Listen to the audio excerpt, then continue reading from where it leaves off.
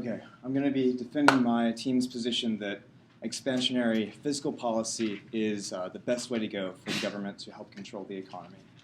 And like my teammate said in the beginning, the open market is not efficient on its own.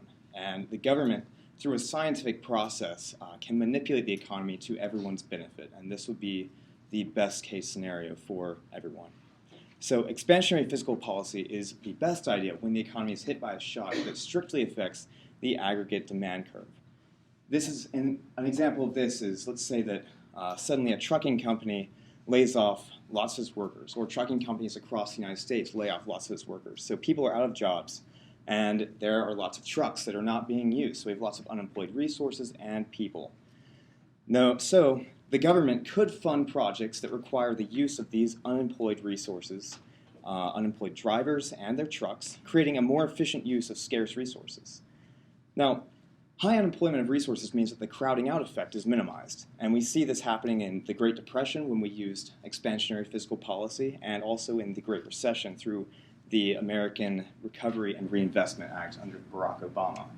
Both of these cases, there was very minimal crowding out of private industry, and the government was really able to stimulate the economy through its fiscal policy. Another thing that's awesome about fiscal policy is the multiplier effect, which means that the government doesn't have to increase the spending in proportion to the decrease in consumption.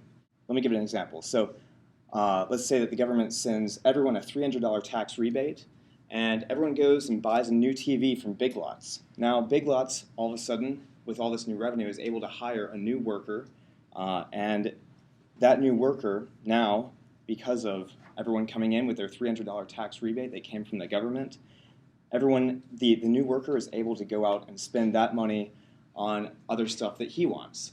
So as we can see, this money just kind of trickles down through the economy and really helps everyone get a lot more solvent.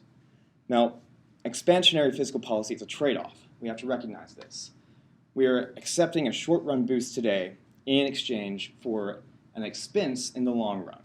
And the hope is that the boost today will generate more than enough income to pay off the expected debt later on.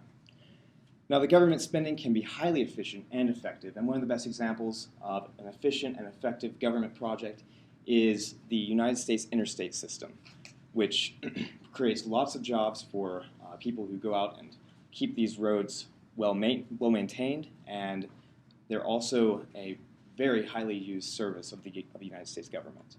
So all of these great projects are out there. It's all just a matter of finding which ones we need to fund and getting on it to really boost the economy with some extra income. Thank you.